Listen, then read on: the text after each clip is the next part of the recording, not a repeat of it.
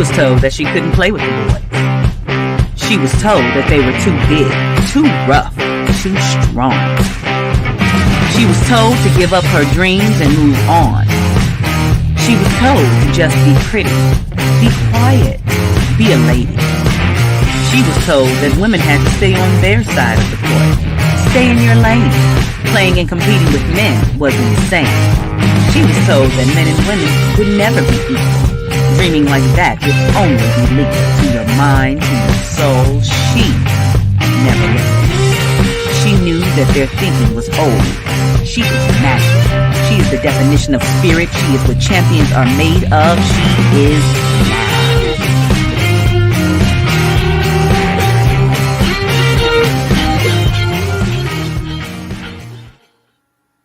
Hey, greetings and welcome to Access Wealth Nation with Dr. Yana B. Woodhouse, broadcast on Soul City Broadcasting System Network and also listened to through WHCR 90.3 FM, the voice of Harlem.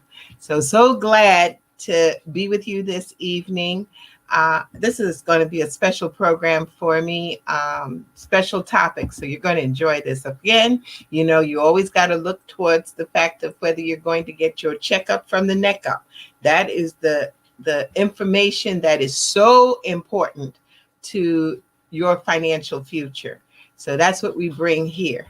And so again, I want to also make sure before we take care of our little business here is that those of you, you know, that I'm on a mission to bring financial literacy to the United States, to the world, but first to the United States and specifically to the urban community. And since that's my focus, I have endorsed this book called How Money Works, Stop Being a Sucker. And it's written by two of my partners, Tom Matthews and Steve Seabolt. And we have classes, master classes to go with it to help people understand how money works. It's so important. I'm on a mission to bring the literacy to our community and to free up and to make at least 100 families in the, 100,000. I made that small, 100 too small. 100,000 families in our urban community financially free, and by understanding how money works. So if you want the book, all you have to do is reach out to me. It's a book, so therefore it's not an ebook. So you have to give me your address, name, address, so that I can mail it to you, get it mailed to you. It takes a little time. This postal system is getting quite interesting, but you will get the book. And it is free 99, so you don't have to pay anything for it. I just want you to guarantee that you're going to read it.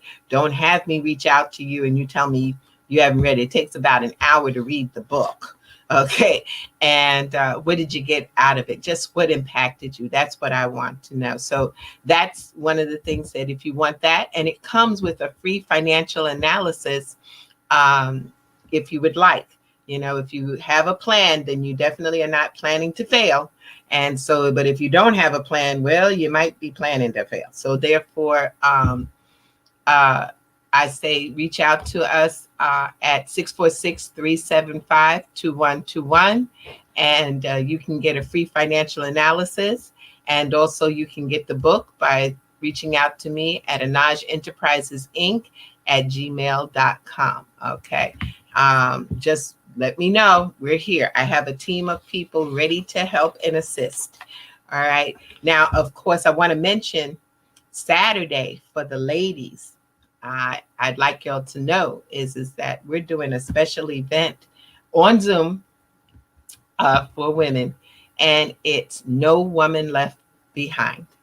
And this is some financial strategies that women really need to know in moving towards, yes, that's my flyer. So you can join us for the talk.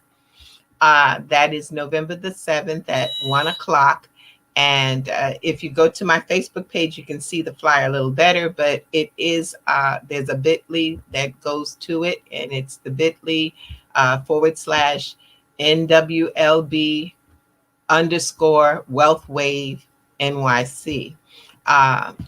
The women of my group, WealthWave, have put this together, and I'm honored to be able to speak and do the presentation. Lots of tidbits.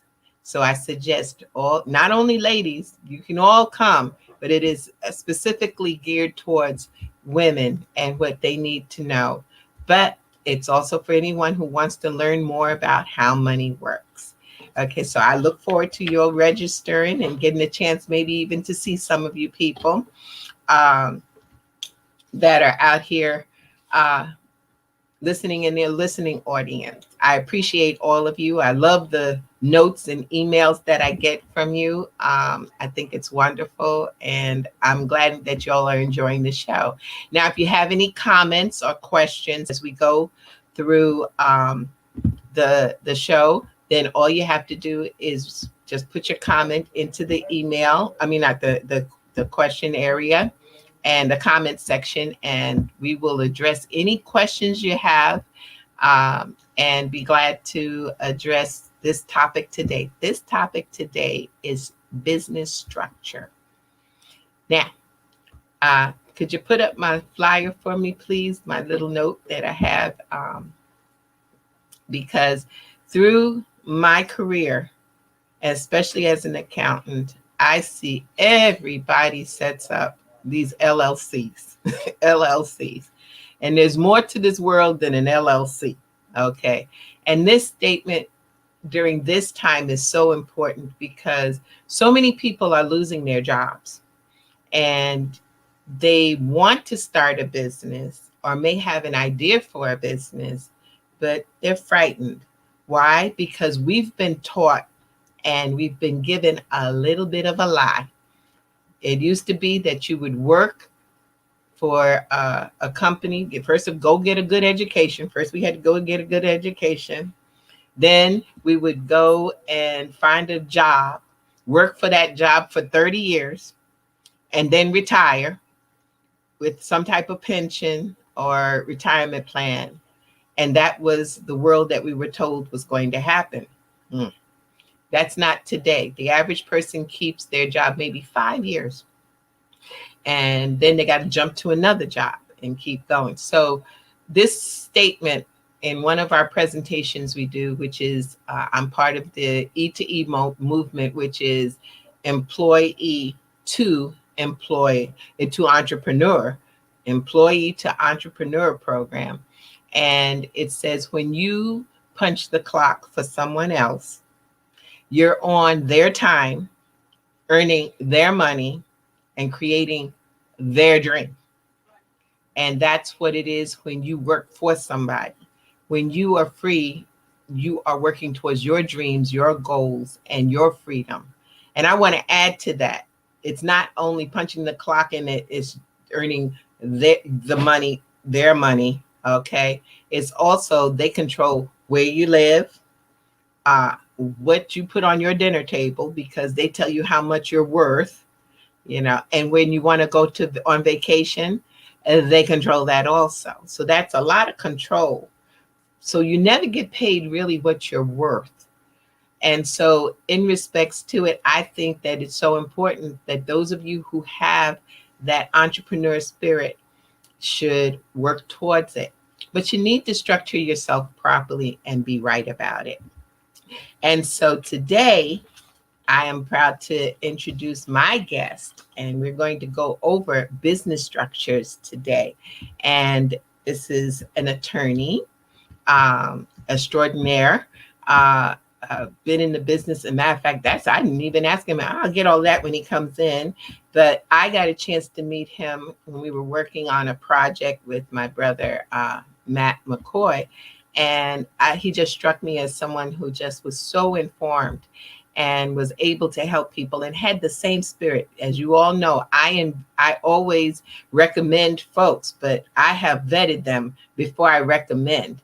And in my vetting is to know that someone will treat my referral just as well as I would treat theirs and how I work with people. And this man has done that in many cases. So at this point, I'd like to bring on my guest, Mr. Max Bolu. I think I got it right. Bolu. Am I getting there? Yeah, Bolu, but you got it. You got it. There.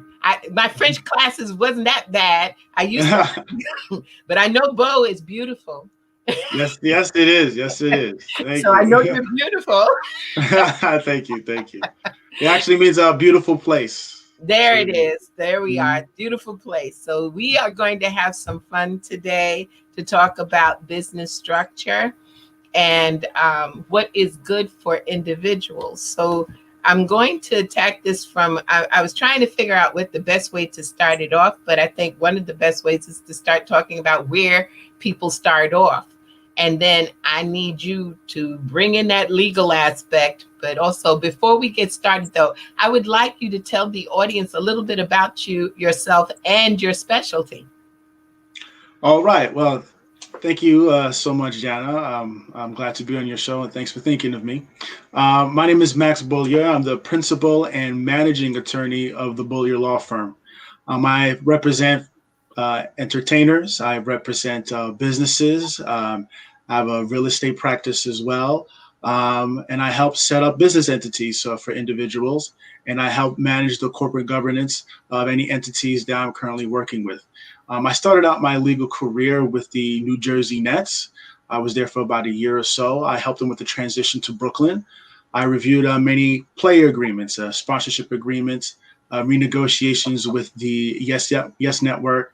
And I had a really good time over there. I worked closely with the general counsel and the CEO, and did a lot of stuff considering with the collective bargaining agreement and the operations manual. Had a really good time over there. I jumped out and left and did some foreclosure work for about 2 years or so. And then I jumped right back into sports in the CrossFit community. I really enjoyed that. I like to CrossFit and work out. And one of the owners of the gym wanted an attorney to represent his team that he was building up for a professional CrossFit league. So I was the league counsel for that league and set up their whole legal infrastructure. After that, I jumped and joined a sports marketing group and management group. I represented some not some artists, but some athletes with their business needs and business aspects. Helped them with the gym out in New Jersey. Helped bring some business opportunities. Set them up with a financial institution to sponsor a lot of their events. Represented a couple of award shows and got them sponsorships and did a lot of their legal work for that. And then finally, I just jumped in and started my own law firm, going solo as an entrepreneur. I set up my own entity, set up my own bank account, and I represent many entrepreneurs seeking to accomplish their dreams and their endeavors, much like of what Jana spoke about. So here I am now, enjoying my career, enjoying what I do, enjoying helping people, and I hope the advice that I give here today is of great benefit to you. That's going to be awesome. Now we're going to be friends now. And I know you haven't had to say my name before, but it's Yana. Yana. That's right. But, okay, I messed up yours, so this is tit for tat. Anytime we talk, I'm like, hey, what's going on? That's how we do. It's just, I'm like, hey, Max. Yeah. But definitely, so let's get started. Let's talk a little bit where people normally, it seems like they start is with the sole proprietorship. And the sole proprietorship, basically, as I understand it from a tax point of view, it's the same as the individual. They can get a tax ID number. You know, some people tell me they got their business and they got their tax ID number, and then they come and get their taxes done. And I'm like, yeah, that goes on your tax return, your personal tax return. So I would ask you, from the attorney's point of view, is that the optimum place to start as a sole proprietor? Well, like most attorneys would tell you, and what we learned in law school, the answer is it depends. It depends on what you're doing. So I had a client a couple of years ago who was a therapist, and the kind of therapy she did was, more so advice. She also was a trainer. And she asked me, hey, and the hot entity, as we all know, is the LLC. Like, hey, I want to set up an LLC for my business. And I told her, I was like, well, why do you need to set up an LLC? And a lot of times they don't know, and so I advised them. I was like, well, I didn't feel like she needed an LLC because it was just her as an individual. So if you're mainly just going to be working for yourself, there's not really much overhead. You're not really working with any partners, and you're just really helping customers, especially if you're going into their homes and going on somebody else's property to work as an individual. Then there need not be an entity to protect you from, because not to get ahead of ourselves, even if you have an entity and you personally commit an injury of sorts, you're still personally liable. So there is not much protection that you get from an LLC if you're just working as an individual, and there is no way that you're going to be engaging with other people. So if it's just you, you're more so a therapist, or just more along those lines, then there need not be an entity. So a sole proprietorship is the right way to go. Tax ID is good to get because you don't have to use your social security number and have it all over the place. The tax ID is very suitable for sole proprietorship, and that's the way to go. Okay, I'm going to have our producer put up the chart we found so that we can go through all of the different entities and people can see them. I'm hoping that he can do that. There we go.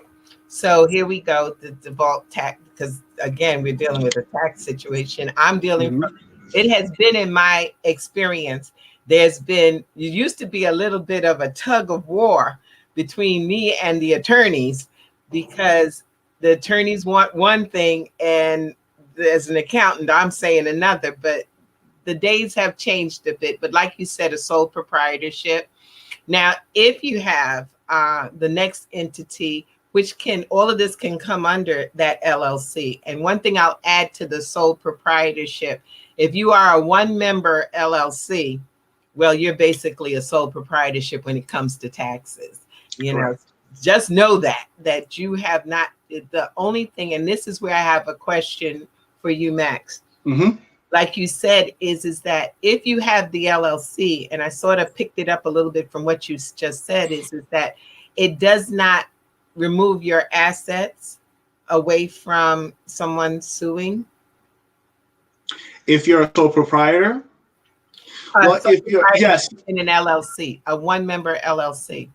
Well, yes, if you're a one-member LLC, well, if you're a sole proprietor, you know, it may not behoove you to set up a whole entity, especially if expense is a thing for you. Now, generally, I'm always of the notion that it's just best to set up a company and just get that barrier of protection that an entity provides you, because you'd never know. And also, and like as you alluded to, you really want to protect any personal assets you have. So if you ever engage, and what I mean by engage, like signing a contract or engaging in business with an entity, it is that entity that is generally responsible. It is that entity that's at the forefront. And you, though you're working through that entity and it's your face personally representing that entity, it is the entity that's ultimately responsible, and any assets in which the entity owns will be at risk as opposed to your personal assets. So if your car is under your own name and your company gets sued, your personal car is safe, but any assets that the company may own, that is at risk in the case of any litigation that you run into. Got it. Okay. So now we've got, put it back up, the little chart. Okay. So we've got the membership, one member. We've got two members or two people who would be like a partnership. My warning to individuals when it comes to partnerships, it's just the same as if you got married. You got to be one accord, because you are dealing with two people coming together under a business entity, and there can be some problems later on if you both are not in agreement. It's almost like, it's not the same as if you divorce, but it's like a divorce when you separate the partnership. And so that's when two people come together, or two or more, because that's one thing. But under that, you can have you can have those 2 or more people, or you can have one person, and they still can be in the limited liability company. Is that correct? That is correct. Okay, so we're at that stage. So I'm just going to go through them, and then we're going to break them apart a bit. Okay. Mm-hmm. Now you have, after that, you can have in the LLC, or you could have also an option, and this is a taxable option. So I'm coming at you on it from a tax basis, and then Max will deal with the legal aspect. You can have an LLC that is taxed like an S corp, and one that is taxed as a C corp, a general corp. And then you can go to the other side, as you'll see on the chart, that the business corporation can be a C corp, and also they can be an S corp or even an S corp, or all of these entities can be owned by a corporation. So it can get real intricate if you need to build up your empire. Let's put it that way. But let's go breaking this down to a partnership. So in the case of a general partnership, there's 2 people or more who have come together, and you have to decide what the percentages of your partnership are in that. And at the end of the tax year, whatever your fiscal year is, your basically the assets, the losses or the gains will be distributed amongst the partners. Now, from a legal point of view, how does that stand in a partnership? In terms of what? In terms of liability, a partnership. All right. So you alluded to the general partnership. It is much like the sole proprietorship, falls into that same kind of bucket per se.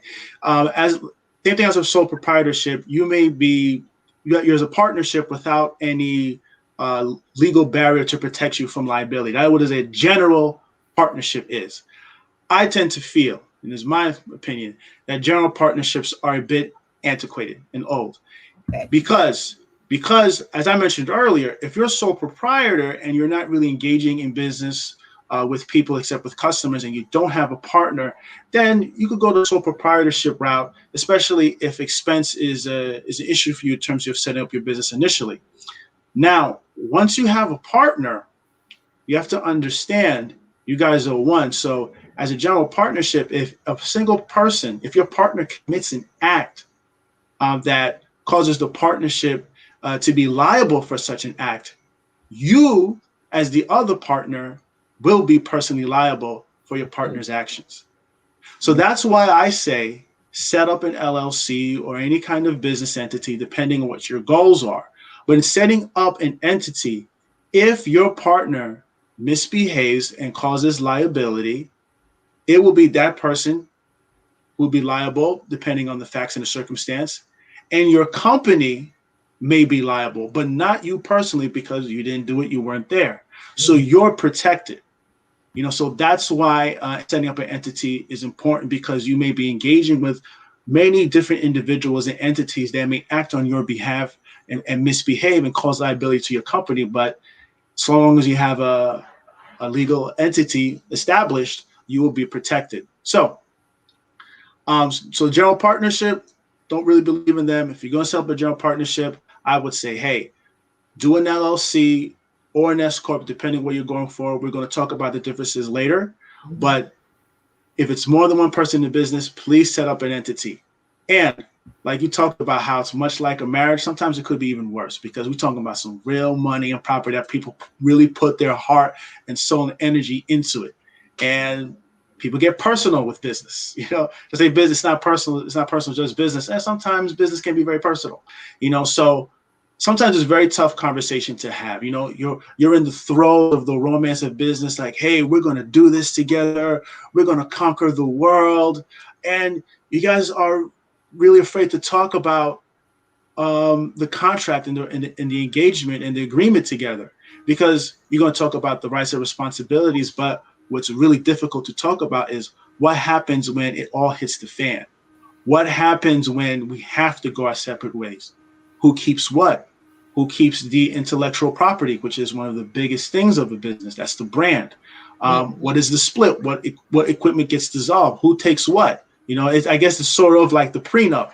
You know, the prenuptial agreement that most marriages don't have, but in businesses it's very smart to have, because we don't have an agreement in place. One partner could be doing all the work and the other partner doesn't do anything.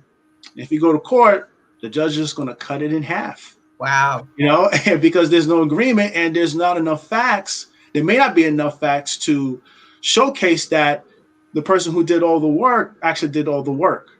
So it's really good to have an agreement in place. It's really like, judge, it's in black and white. This is the split no matter what. So generally just to interject. So if you even have a limited liability company that is more than one membership, so it's a partnership. As far as taxes is concerned, I produce the same K-1 that's for that partnership.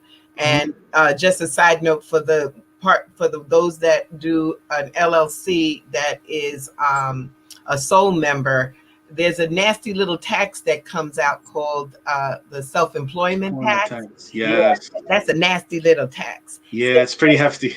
Yeah, it's hefty because you're paying Social Security on both sides. So it comes out to being over 13% that you're paying, and you just may have only made a little bit of money.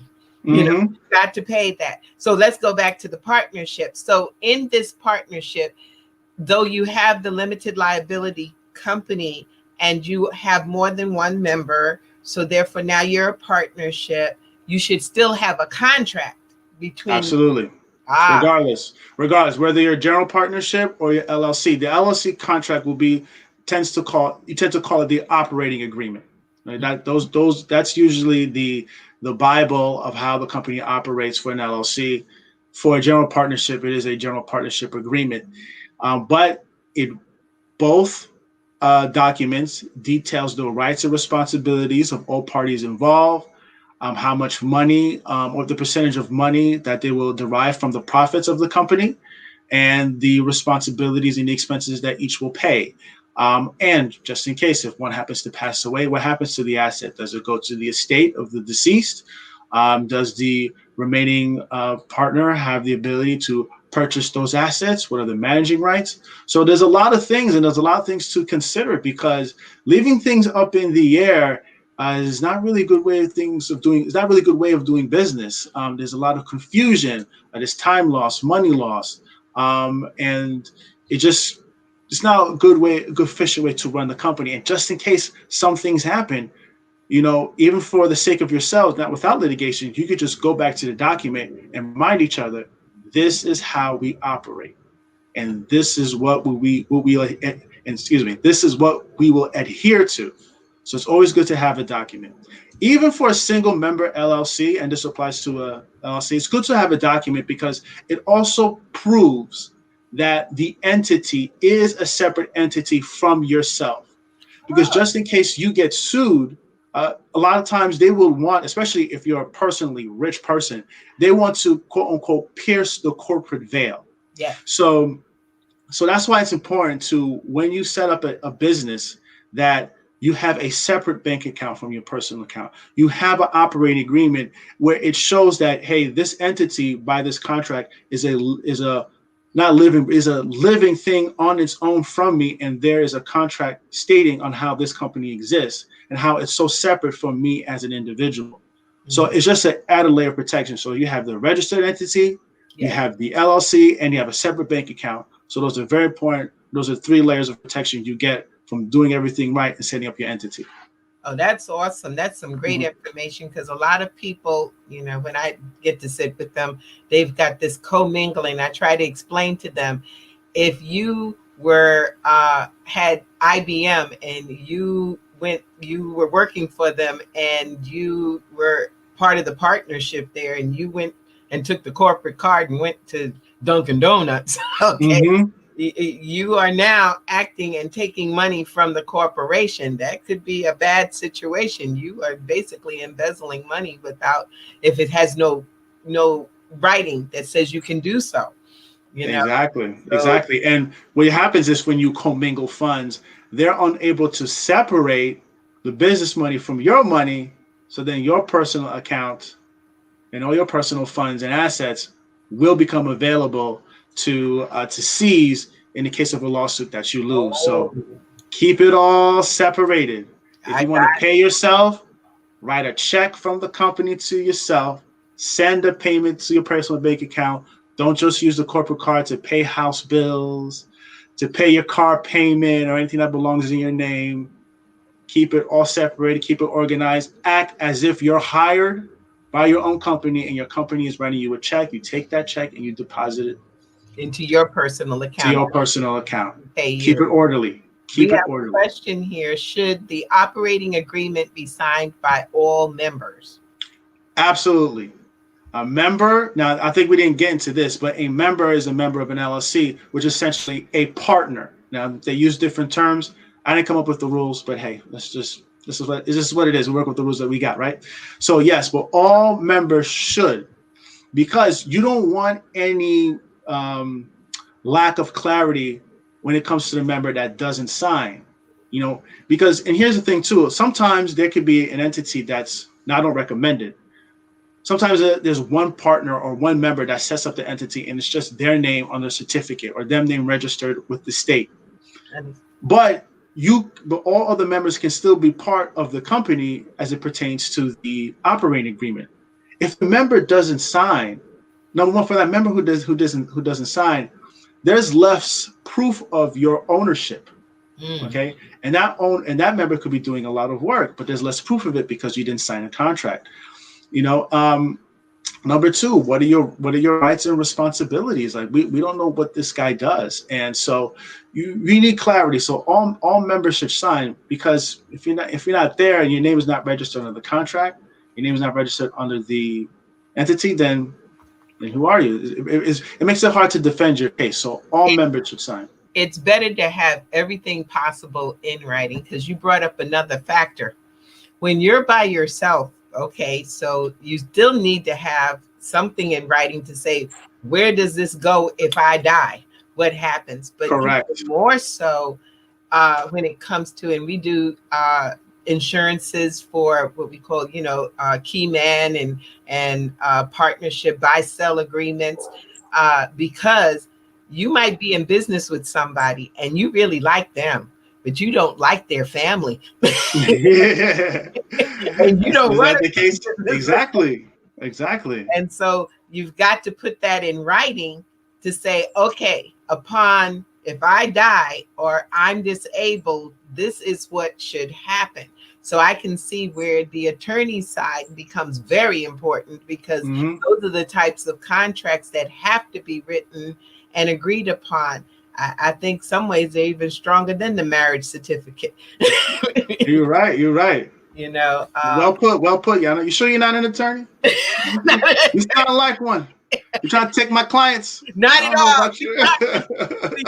What's that? A strategic partnership.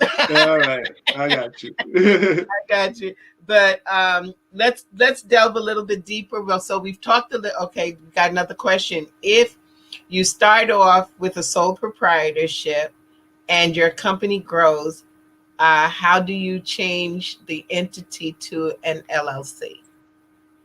Right. So as a sole proprietor, there isn't much change. I would say I'll reverse a little bit when we talk about sole proprietor. If you have a brand name and you want to go with that brand name, it's good to set up a DBA or assume name fictitious name. My apologies. No. It's a DBA. So when you engage let's say I'm Max Law. I don't set up an entity, but I was like, I'm Max Law. My name is Max Beaulieu, but I'm Max Law, my brand name, but I didn't set up an entity. So I would want to, set up a DBA, and I would engage in a contract, Max Law, DBA, Max Beaulieu, doing business as Max Law, engages in a contract with you, this, that, and the third. So that's a brand name that you may have. So I just kind of want to start there. So there's some kind of branding right there before answering the question. So now the question is, if you start with a sole proprietorship, your company grows, how do you change it to an LLC? Well, generally, what would you do first is you actually set up the LLC. So set it up, right? And then any assets that you may have, you would have an agreement between that LLC and yourself as the individual sole proprietor, if your sole proprietorship business is really moving forward. So you'll say, hey, Max Bullier, doing business as Max Law, wants to now assign all his assets and his rights to everything of Max Law to Max Law LLC now, because now I'm a limited liability company. So now your entity owns everything your sole proprietorship, your individual owns in terms of your business. And that you choose to assign to your company. But still right? keeping your personal separate, correct? But still keeping your personal separate. Yeah. So you just assign everything. You assign your bank account to the LLC, or I think you may have to start a new one and you just transfer the money and close the other one. But it's really like a contract between yourself and your new self, yourself as a sole proprietor and yourself as an LLC. Now, I would say if you set up the LLC, you got to register, have an operating agreement with your own self, and do all that, and then have another contract between yourself and the LLC. So it's a lot of documentation, but the documentation is important because just in case things hit the fan, you can just pull out the receipts. These are the documents. This is how things operate. There's no confusion. Here it is. So merely to sum up the question, you just really have an agreement between yourself and the LLC that transfer all your intellectual property and property to that new company. Got it. Okay, so now let's go to, we've got the LLC entities.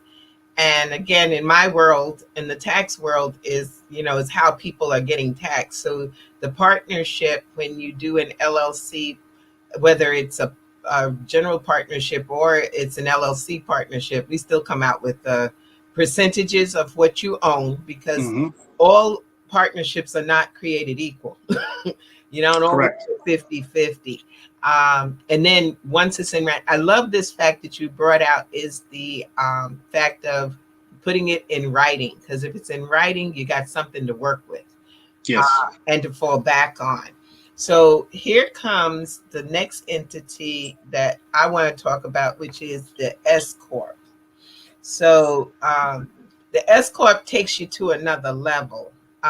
What it does is that it really separates you from the whole confusion of business. As in my opinion, the taxation is a bit different. It's still considered what you will hear pass-through entity, which means that the liabilities and the losses and the profits will pass through to the shareholders. Because now we're talking about shareholders. Now we're a corporation. Yeah. And in New York, you're going to pay some money. Okay. Don't think you're not going to, I'm not paying any taxes. No, you are. So with the S Corp, it's a separate legal entity. I'm giving the definition, with legal rights and liabilities, and that are different from shareholders, but that offers tax advantages given by IRS. And there are, and I'm going to put a little public announcement on there too, is that IRS doesn't have a lot of time to audit the S Corps and the C Corps. They got lots of time to audit that Schedule C. They got a whole division for it. Might want to think about setting yourself up. But before we move on too, is that you talked about the LLC and setting up. What is the average cost to setting up an LLC though, before we go to the S Corp? Well, for the LLC, it depends on which state you're in. Let's talk about the local states here. We're here located in New York. Yes. I'm licensed in New York and I'm licensed in New Jersey. Okay. So when I talk about setting, let's start with New Jersey. New Jersey, it's typically about $125 to register your business. But you do have to register correctly. That's why I always recommend hiring an attorney. And then to register your business. Now for your contract, I typically recommend hiring an attorney for your contracts, because you have to go through explain the many provisions, have it drafted correctly. And especially if you have a special vision for your business in terms of how it's going to operate, a lawyer should incorporate that in the contract and advise you how legally copacetic it is. So that may cost depending on the attorney that you have and depending kind of venture you're going off on. So, but let's talk about setting up in New York. Now here's an interesting thing. If now, depending on what you're doing, like if you're really not going to engage or like have any investors you're looking into, I would say, you know what, set up an S corp. Because why not an LLC? Because in New York, there is a thing called a publication requirement. It is the only state in the whole country that has this requirement. Really? Yes. To me, it is criminal. It makes no sense. What is the publication requirement? Well, it's nonsense, first of all. But secondly, all it is that after you set up your business, you have to find two local publications, two newspapers within the county in which you register your business. You choose to register your business when you file with the DOS, the Department of State. We find two local newspapers, one weekly, one daily. You pay them the money, depending on the county fees, and you pay them money for them to announce in their newspapers, daily or weekly, depending on the publication, for 6 straight weeks that you set up an entity. After that period is over, they send you a certificate of publication and they file it with the state of New York. If you don't do that publication requirement in New York, after about 60 days or so, 120 days, I'm not sure about that, but after a certain amount of time, if you don't engage in your publication requirement, your LLC will be dissolved.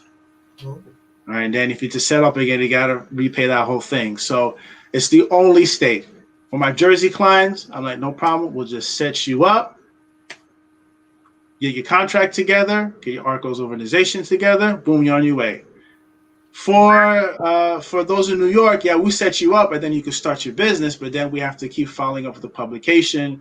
We get that done after 6 weeks. Then we gotta let them know. Sometimes some of these companies will get back to you, like, hey, is everything set? We get them back. Then we get the certificate, and then things move forward. So, if expense is an issue for you and you're just starting out, I would say, hey, just start with an S corp. Get the legal protection. I know I'm sucking up wind. No. Yeah. I'm going to ask the producers, can we stay on a little longer? And they just chop this up. Because this is awesome. I think people are enjoying this. Go ahead. Okay, great. Now, here's the difference between an S corp. Well, here's the similarity between the S corp and the LLC. Now, like you said, they're both pass-through entities or disregarded entities in terms of tax. But the tax liability still continues with you. But you still have legal liability protections because they both limit your liability. Now, I just talked about investors and stuff, right? For an LLC, and much like a C corp, individuals and entities and other companies can buy interest into an LLC or a C corp, and you can have practically an unlimited amount of people to buy into an S corp or an LLC. Okay. For an S corp, only personal individuals can invest, and you can only have up to 100. So if you're trying to, if you got like a technology and you need to raise a lot of money and you need a lot of investors, you really want to go the C corp route or the LLC route. Going the S corp route, legally it's not allowed to have entities buy a percentage of your business. So something to keep in mind. So if you really plan on expanding and moving forward, the S corp is going to limit you, whereas with the C corp or the LLC entity, because with the LLC, can you have investors? Yes, you can. You can with an LLC.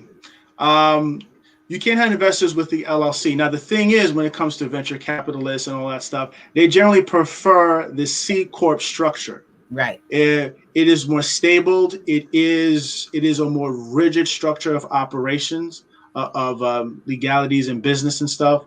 So, because it is quote unquote more of a separated form of business from the individuals, whereas the LLC, there tends to be a little bit more flexibility in how you do things. With a C corp, there are more requirements in terms of organization, meetings, notes, and all that stuff. shareholder notes and all that stuff, how you call meetings, something a little bit more organized. So they tend to, venture capitalists and those who invest money tend to feel better with C Corps, but you can get investors with LLCs. Okay. Now with the S Corp, do you still have the requirements like a board and board meetings and shareholders meetings? Yes, you do. You still have it. In fact, how it happens is when you set up an entity for an S Corp, you pretty much set up a corporation like regular, and then there's a tax selection you have to do after, where you select to be taxed as an S Corp. When you register your EIN number, you can choose to register yourself as an S Corp, and then you do the, forgot the form, what it's called, but you have to have an S Corp selection to be taxed a certain way. The 2553. Yes, that's correct. I've met folks who told me that they had an S Corp, and then I asked to see did they fill out the form wasn't done. So IRS is saying, hey, you're still a corp. You're a regular corp, and you are to pay taxes as a corporation, which the filing dates are different. You know, when you file from a tax point of view, the S Corp has to be filed technically by March the 15th, whereas the C Corp goes along with the regular tax filing in April 15th. So that's another situation there. Okay. So now that we're getting into the meats and potatoes of some of this, they said I could go a little longer too. So all right, let's do it. Let's do this, because I think this is so important, because I have people who come to me continuously and say, I have an LLC. And I'm like, that's great. How are you taxed? Because my understanding is that the LLC is the state entity, but from the IRS point of view, they want to know how you're going to be taxed. You know, so if you haven't designated that, then it's an assumption how many members are involved. And then if that's the case, the IRS will determine for you. So if you can have an LLC that is taxed like an S Corp. Am I correct? Correct. Or a corporation. Now, what is the benefit by doing that? By selecting a tax. Right. Well, selecting something outside, you know, being an LLC, which I understand is the state recognizing you. But then if you're being taxed as an S Corp, my thing is, why didn't you just become an S Corp? You know? Right. Well, I think as we stated, you know, S Corps have a limited way to have investors, right? So if you're an LLC and want to be taxed as an S Corp, there may be an advantage. So you're still able to have investors such as business entities, because some people want to come in together as an investor, but they got to come in as an entity. You know, so they are coming together, entity as one share, one vote, everything, but they come in as an entity, and you can still have individuals come in as investors to your LLC, where S Corp only individuals. But as with an now focusing on the LLC, now taxing yourself as an S Corp, you may know better than I do. Like there are some advantages, because if it's just a regular S Corp, where you don't have a tax selection. If it's a 2 or more member LLC, they get taxed as a partnership. You know, there's still a lot of the self-employment tax, because you guys employing yourselves and all that stuff. So a lot of tax ramifications that may not be beneficial. Whereas if you tax yourself as an S Corp, what I believe is you're able to set your salary or something like that, and only get taxed off a certain percentage that you didn't set your salary off of. So, you know, you're kind of like setting up what's taxable income and what may not be, or it might be taxed differently. So there's some certain advantages to that you may be able to speak more eloquently on that than I can. The thing is, but there's some. Just to interject, the thing is the taxation, because that's the bottom line. It's either liabilities of someone coming and suing you, or it's the taxes. It's one of the others you got to deal with. And so, yes, you know, with the S Corp, you are mandated to take a salary, an equitable one. That's that word I still haven't figured out what that really is. You know, depends on what it is. What is equitable? As long as I pay more than minimum wage? Am I in good shape? Or, but it is a pass through as far as taxes are concerned, where the corporation is just like how I learned back in the days in grad school, and they said it's a corpus, it's a live entity, it's a life by itself. It never dies unless you kill it. That's how I learned about corporations. I was like, okay. But then too, when you're dealing with the S Corp or the corporation, there still needs to be contracts written, correct? Correct. To identify. I know there's operation agreements and things like that, but there's got to be, how do you function in case of? Right. Yeah. So like corporations such as, like the C Corp and the S Corp, those will generally have documents such as, bylaws, shareholder agreements, what are your shares, what's the responsibility of a particular shareholder. And it's also quite possible that if you're a shareholder, you could be still an employee of your company as well and have an employment agreement with that said company. So it's different documents, but there's also some corporations that also have operating agreements and they run off that. Well, the bottom line is, so long as you have a document that constitutes or acts as a constitution of how your business is ran, it provides like I said earlier, an extra protection from legal liability, because it clearly states that this business operates on its own and this is how it does according to this document. So whether that be but generally, if you set up a nonprofit or a corporation or an S Corp, generally bylaws and shareholder agreements is the kind of documents an attorney will draft for you. I got you. Now, I was told this, but I got an attorney in front of me now. I want to know, is for the S Corp and the C Corp, basically for all of I'm hearing is that to pierce that corporate veil, that protection, is that the first thing what are the things that attorney, you named a few for the, I think it was for the partnership LLC. What's for the corp or the S Corp that the attorneys would go for first to say there's no corporate veil here? Well, I think what we talked about earlier is the commingling of funds, right? Because, well, in essence, you would have kind of really diminished the corporate veil yourself, because the ability to pierce the corporate veil is showing that particular person that committed the act is personally liable, because they did something personally wrong. So if I was the CEO of Chase and I walked down the street in my capacity as a CEO of Chase and I decided to sock you in the face, I can't say like, hey, I'm protected by Chase. It's just an easy pierce of the corporate veil. That's the most simplest terms. Now, it could be in your capacity where you've committed fraud or you've done some gross conduct that is outside or below the standards of your business. In your capacity working for a corporation, they were able to pierce the corporate veil and have you personally liable for committing such an egregious act. Like, it has to be so gross. Now, it may be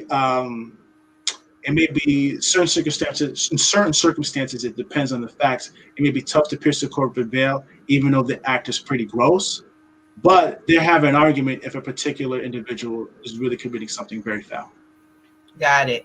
Yeah, like Bernie Madoff. Exactly. That's the best example. And Bernie Madoff, yeah, they seized all his assets. Right. And he had a company set up, but all his personal assets were seized because it was so connected and commingled amongst between the corporation and himself. Correct. So all the things he bought were under so they took it all. They took it all off. Great example. That's where it is. Yep. Yeah, that's what I'm thinking. That when that happened, because those are the things I like to watch. What happens in that case? Okay, so here we go. We're we're starting our business, and I know we have a lot of individuals listening. Oh, we have a question. How many investors can be a part of a group? Okay, be part of a group entity for each business structure. Oh, is there a limitation? Well, for sole proprietorship, you're not doing anything. Yeah. But I guess it's more so for the LLC and the S corp. You said has to be individuals. Yeah, it has to be individuals. Is there a limit? Yeah, for an S corp, yeah, it's about 100 shareholders. 100. Right. Okay. Yeah, no more than 100. No more than 100. For C corp, it's unlimited, and for LLCs is unlimited as well. But careful, like you don't want to have too many cooks in the kitchen, because what essentially you're doing is you're sharing a piece of the pie, but you ultimately want to have enough percentage for you where you kind of have a big piece of the pie yourself. So you really want to. If you're going to give a percentage of your company to someone, it has to be someone who's really delivering a lot of capital, or is going to continuously give you capital, or who's going to really give you that key introduction to really take your company to the next level. So you want to be careful about your investors, because they're somewhat of a partner. They may be an investor that just, hey, we're just here to invest. We're not really here for the management aspects of it. Or they'd be like, hey, I want to invest and I want to be a partner or a member of your LLC. So, but there generally is no limit for an LLC and a C corp. And the power to be able to determine, I guess, the who gets what also, because I think about, which I didn't quite understand all the time, was with Steve Jobs and with Apple, because the board was the first thing that attacked him, and then he was voted out. Yeah. The corporation and company. So I understand what you're saying is that if you have more shares of the company, the most shares, are you considered a majority member at that point? Yes, typically, yes. You are considered, if you are a shareholder, you are considered a majority shareholder, but you may have a contract in which you sign that limits some of your voting rights, limits some of your management rights. They were like, hey, we're going to keep you. You're going to have about 75% of the company as a shareholder, but your voting rights is only going to limit about 10, because we want to take this company a certain direction where we don't really like your vision. Now, you invented the thing. Here's the money, but we got to lead the company a certain way.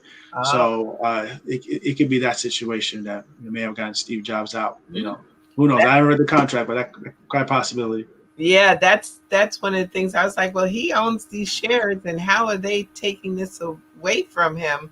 And I've seen that many a times. Some of I say, what is it? Movie is like real life, and so I see some movies like that too, and I'm like, majority shareholder. Okay, question. Do you need to work with an attorney to create a DBA? Well, I'm a little biased. I'm gonna say yes. So, it's simply a form that you fill out and you just file it, and you just follow up with the Department of State, see if they got it, and then they generally mail you a certificate, and then you're on your way. So you don't really need to. It's a simple process, but don't be afraid to ask me to get some help. And because there might be some. It depends on what DBA. Like if you have a business entity, who you're going to assign, where are you going to assign your DBA to? Now, also too, when you register a DBA, it's usually for a specific county. Usually, there's an option to register through all the counties of a particular state, which can be very, very expensive. But generally, so long as you keep your address in that particular county, and any contract in which you engage in, it is that address in that same county, then it's okay to have it registered under one county. But if you're moving around and if you started on Queens, but you decide to move in Manhattan, you want to register your DBA in that county. So that makes sense. Okay. How does trademarking your name go with your corporate structure? Very good question. So sometimes people get this confused. Just because you register your business name, which is a brand name that you have, just because you register with the state of New York does not mean you get intellectual property protection. Okay, it doesn't mean that at all. So if I have Max Law, that's a brand, right? And I go and register Max Law LLC with the state of New York, and then I see somebody out there, selling Max Law T-shirts, selling Max Law briefcases. I don't know if anybody wants to buy a briefcase, but selling Max Law briefcases. I'm going to say, hey, man, that's my IP. I'm going to sue you for that. Well, if you haven't been using the Max Law brand, but you only register for the Department of State for a business structure, you have no legal recourse. You can't get it because they're using it before you. All right. Now we get into intellectual property law. I don't want to get it too much. So to simply answer your question, no, I'm going to have you back for intellectual property. yeah. I'll talk about it a little bit. Yeah, but like setting up your corporate structure with your brand name is that doesn't give you protection. You're just securing the name that you want to engage contracts with or do business as. Right. That's all it is for that name. If you want to get intellectual property protection, you have to register it with the United States Patent and Trademark Office and file it there with that name. And if nobody else has it, and for 36 months, you own that IP. Now, there's many levels to this question. Now, you could have your corporate entity register that IP with the USPTO, and they'd be the owner of it. And so the company owns that brand. So that's the way your trademark can go with your business structure. There's also many different levels to it, but that's really the basic. The simplest is that at the start of it. Have a corporation. Does that also apply even with the S Corp? Yes, S Corp and LLC, any business entity, or even as a partnership with sole proprietor. With that partnership, because then who's going to own it if they break up? Well, but that's the thing. That's why you have to have an agreement. It's like, who owns it? If we break up, then I take it, or you take it, or we just continue to share the royalties of it. That's got to be talked about. So it can get kind of messy. I tell folks, partnerships are no joke. Mm-hmm. Okay.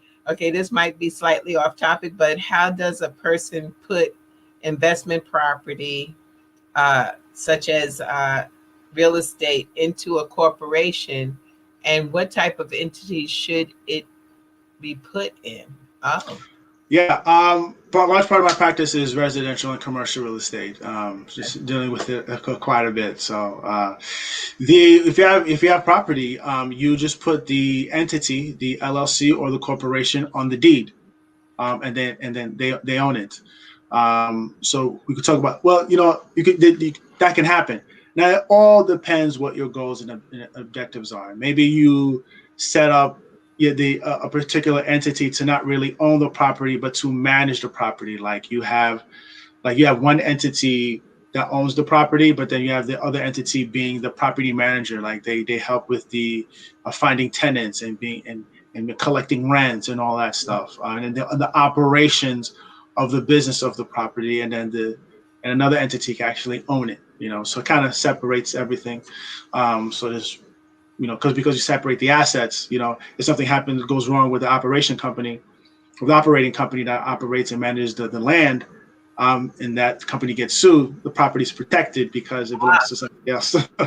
I got you. So it's really separating the two, so that in case someone decides to, I hate to put it this way, but we live in New York, and I consider New York Sioux City. If somebody sues on you, I am guaranteeing that somebody is going to eventually sue somebody for COVID. They're going to say you gave it to me. It's already started. Yeah. I work a lot of employment attorneys, and they're going, their work is full because it's just these guys got to come in, some catch COVID, but they got to find COVID, they got to sign COVID waivers and all that stuff. So but to answer this the person's question, the property can be deeded to your entity in which where that entity owns that property, and that's how it can happen. Just deed it to that entity. Well, I have a question regarding that also, because I see this a lot. People tell me that, okay, there's people who are on the deed, and then there are people or entities on the deed, and then there's people who got the mortgage. Okay, Mm-hmm. so in the case of that, where is the liability as far as, so if I have a corporation and I have my corporation is the ownership on the deed, okay, I'm on there too because I am guaranteeing the mortgage portion. Mm-hmm. Right? So if something should happen to me personally, does the corporation own that property by itself, or is it still under that mortgage? Does you know what I'm saying? Yeah. Who took out the mortgage? I personally. You personally. But the entity is deeded. Okay. Well, I generally when you purchase, if you're going to have a mortgage, they would give it to the property owner. But there are times where afterwards, the property owner may deed the house to another entity, Yes. right? But then you as an owner is still liable for the mortgage, right? Okay. And then so what's your question ultimately again? What's really is that if, okay, I dropped dead. Okay, you passed away. Yeah. Well, if you passed away, well, there's still, if you passed away, there the mortgage or the lender, they still have a lien on that house. They still have first rights to it. So if they don't get their property, they don't get their money back, they're gonna foreclose on that house no matter who owns it. So it's up to the person who owns the deed to negotiate with the bank, be like, hey, I own this property now, it's my deed, let's work something out for me to take care of it. Or it's like, hey, you just lost your property. So so yeah, because they still have first rights to it, because it like while like we talk about home ownership, like while you call it your home, it still kind of belongs to the bank if because if you don't make your payments, they're going to foreclose on it, because they're going to need their money back. So okay, that makes sense, because I've seen people try to do that by saying, even with their trust, they've put everything, deeded to the trust. And I'm like, and I'm like, okay, but you still got that mortgage out there, and yeah, they can come for you, definitely. Now, banking laws are drawn heavily in favor for the banks. That's why they call it bank laws. So yeah, there's no chance the banks will get their money, or they get the land. They're gonna get there. They win. They like casinos. Mm-hmm. They win. Yeah. Just trying to get a part. The house always wins. Exactly. The house wins. Yeah, definitely. So out of this, we've learned about the LLC. Okay, we've learned about the sole membership, the LLCs, the sole proprietorships. I think, as I'm seeing this, is an overall is that you need to at least have your team together. And this is my thought: is that you need to have your attorney. You need to have your tax accountant. Very important. With you when you're doing all of these things, because people after the fact don't do things after the fact. Oh no! Don't come to us after you've already set up the LLC and you did not do the publishing, which I am so surprised. Now I learned something, that New York is the only state that that's another question. Okay, so I know from a tax point of view, if you are doing business, let's say you register your business in Jersey, and you do all of your LLC, because you don't have to do the publishing and all of that stuff, which is really good. And then, but you do business in New York. Do you still have to do a DBA in New York? Well, a DBA is just a fictitious name. I think what you may be talking about is getting authority to do business in another state. Yes. Right.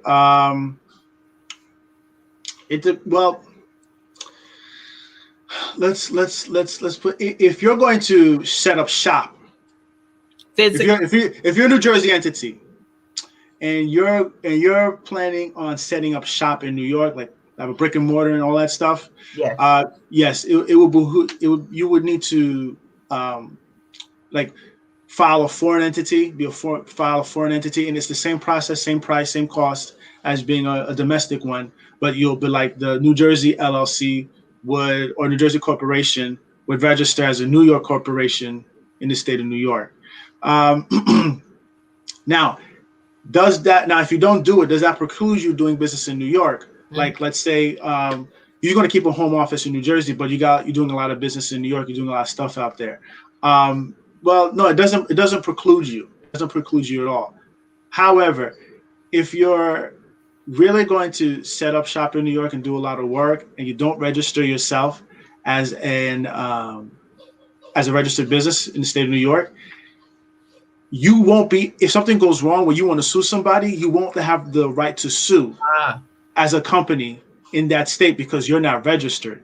And now, and there's also risk. You might say, well, I'm just going to register now and then sue. Well, it's possibly a risk that because you weren't registered prior, you have no recourse. You may have a recourse as an individual, but you may not. Now that doesn't prevent you from getting sued. You can still get sued, even though you're not registered. So the thing is, like, you can take all the heat, but you won't be able to dish it back if you're not a registered business. So just if you're going to do business in another state on a consistent basis and set up shop, make sure you register yourself in that state.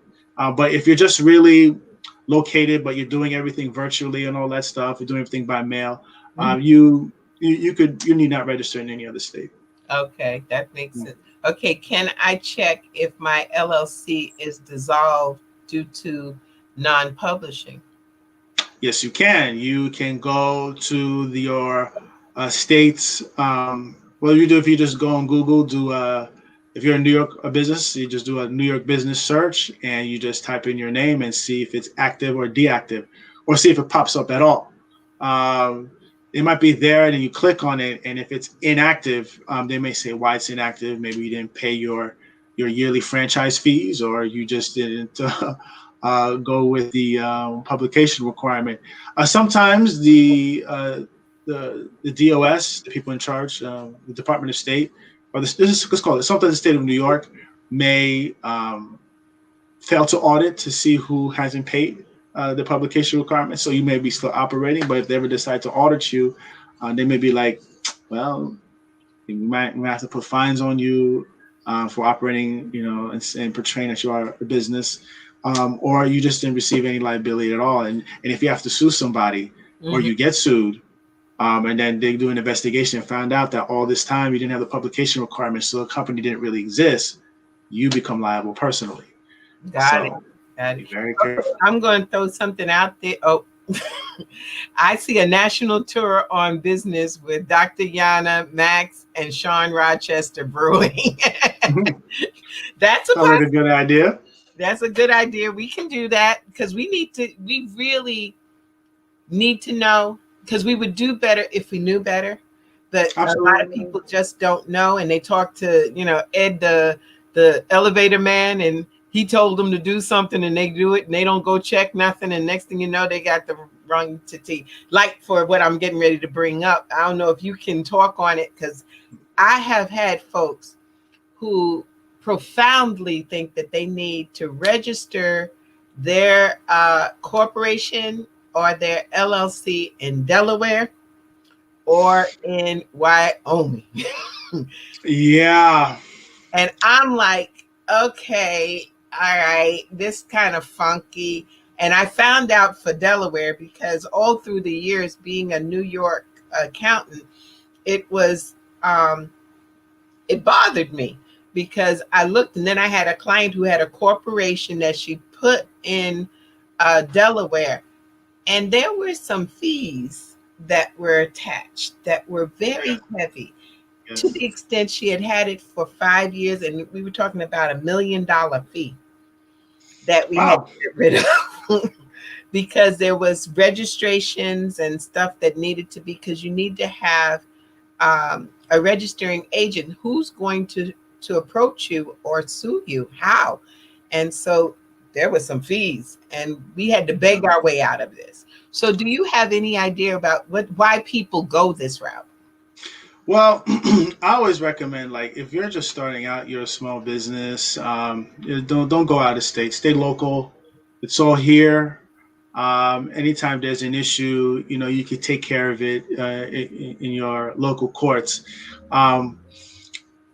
If you are going to go to Delaware, it will be because you're going to be setting up something big, like most of the big corporations. And why Delaware? Because Delaware's litigation and court system is generally business friendly. When I mean business friendly, like they just know business. You got business judges, the business savvy, the courts. There's like specific court. I forgot. I think the Chancery Court, I believe. Forgive me, I have to look into it. But it's a specific court that kind of deals with businesses, and it's generally big businesses that do it. Because you're going to have to, like Chase, right? They have an entity set up in Delaware, and then they also have entities set up in New York. So it could be costly, but they're big business. They can afford the cost, and it behooves them because just in case there's an issue with business, let's go to Delaware court, get this thing settled out, bang, move out. That's it. So, but if you're just starting a business, there really is no benefit, and you got to get a registered agent. See, if you're local, the registered agent can be you, and you can use your own address. If you go out of state, then you don't know anybody out of state, and it has to be an address that's available during business hours or something like that, even if you register yourself. But it has to be some kind of legit business where they can receive stuff. Then you got to pay a fee to register agent yearly and all that stuff. So I wouldn't recommend it if you're just starting out a business. If you ever get big and you're growing fast, you can make the change and transfer all your stuff to Delaware. And that's the thing is that's when you bring start growing and getting big. You get your attorneys and they tell you, okay, this is how to protect you.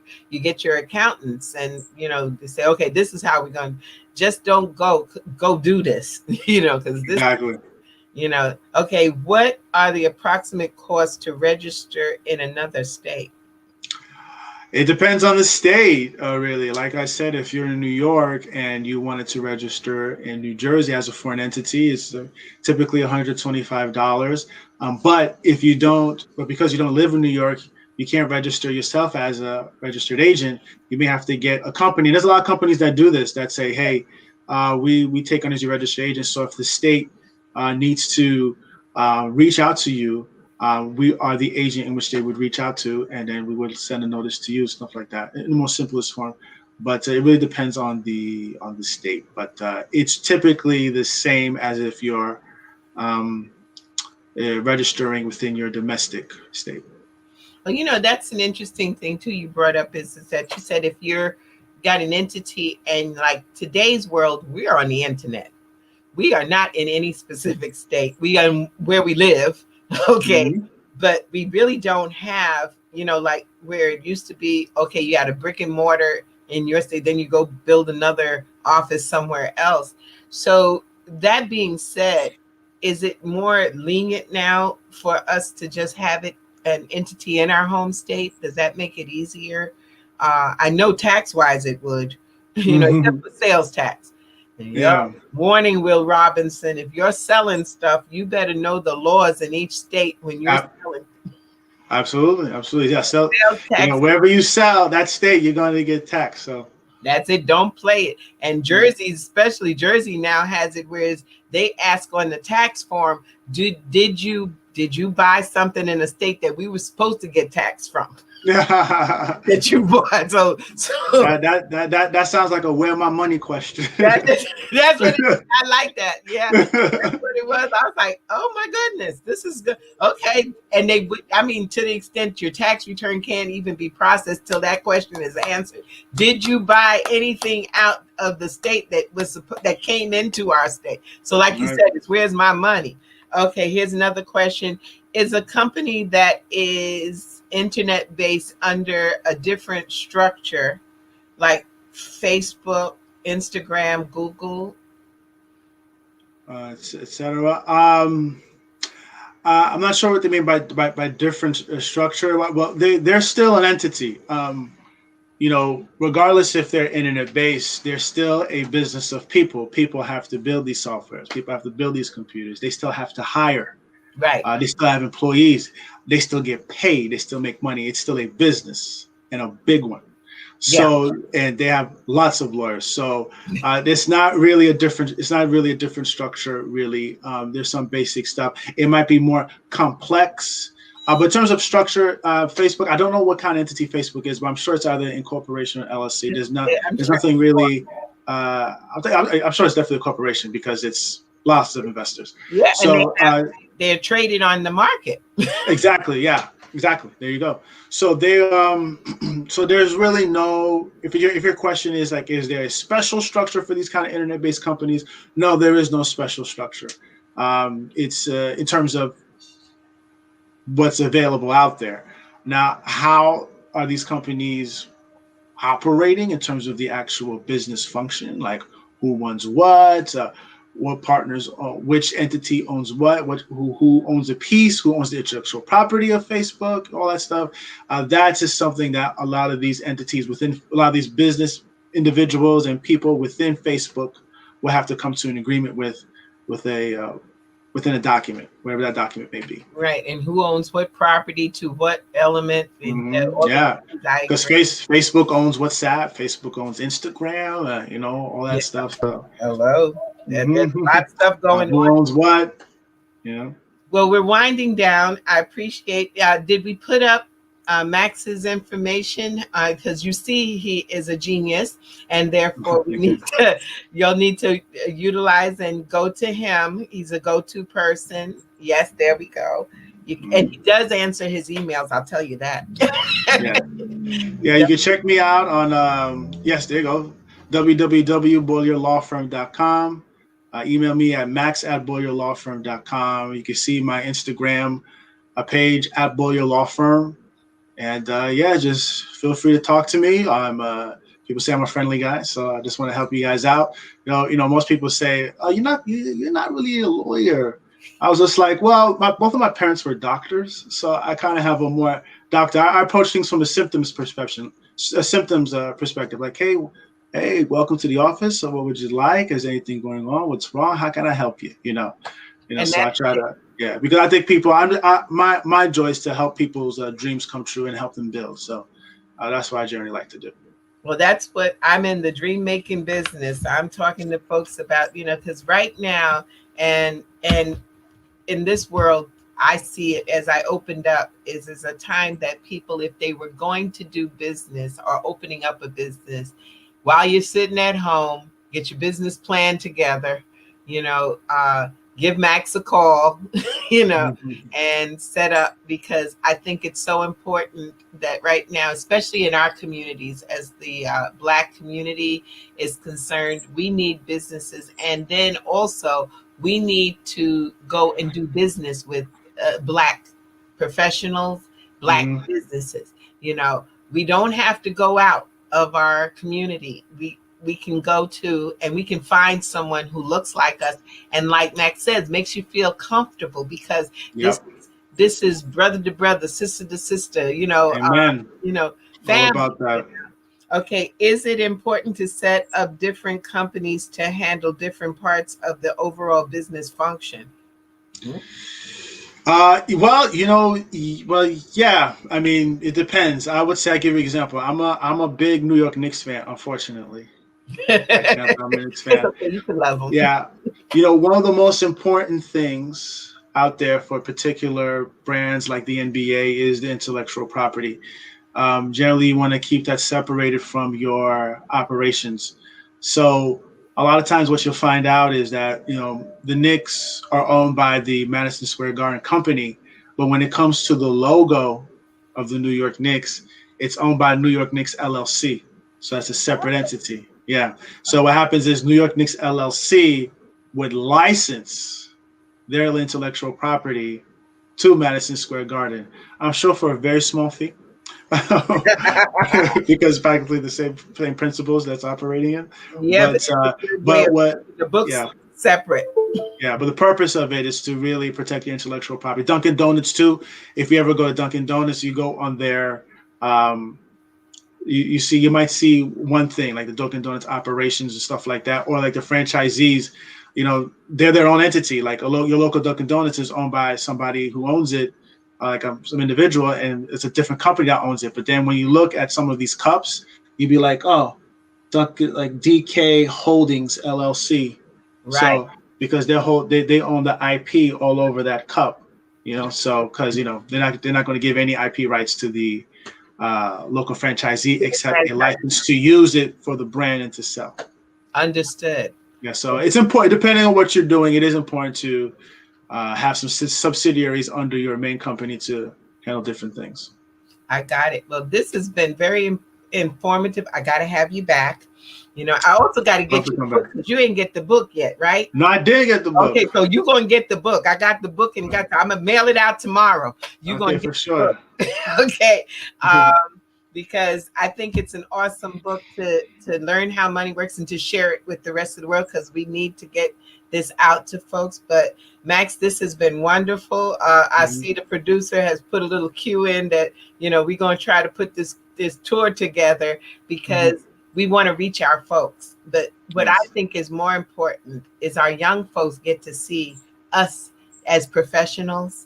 Yes. And that these are careers that they can be in, as a financial advisor, a tax accountant, an attorney, these are important things that, everybody can't dribble a ball and dunk it. Everybody can't run. I tried. You tried? Not easy.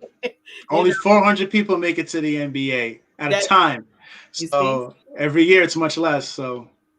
And people staying a lot longer now. LeBron 17 years. Who's going to replace him? Yeah. So, it puts us in a position. What else can we do? And there's plenty of other things that you can do. And it's good for all of our people to see our people of color doing business and that we do business with it. I'm not trying to boycott anybody else. I'm just trying to make sure they're not boycotting us. Yes. Okay? And empower us ourselves. Exactly. That's it. We're empowering. And so that's what I do when I talk to folks. I will vet you, but if I see that you're a good person, I will refer you out to all that can possibly do. So, Max, he started getting referrals from me. I guess he was like, who this woman? Yeah. So I was like, look, I found someone who I can trust, and that my clients come back and say, I'm happy. And I'm glad that you referred this person to me. So definitely those of you who are thinking about opening up businesses, I think that you should get a consultation first with Max. And then, you're going to talk to me because I need to find out what you're up to. Make sure you don't create some tax crazy stuff. But in addition to it. So it has been great, Max. We're going to get together again. Yes, Yana, thank you. Yes, thank you for attending Access Wealth Nation. This is Dr. Yana B. Woodhouse, and we are signing off. Thank you so much. Thank you.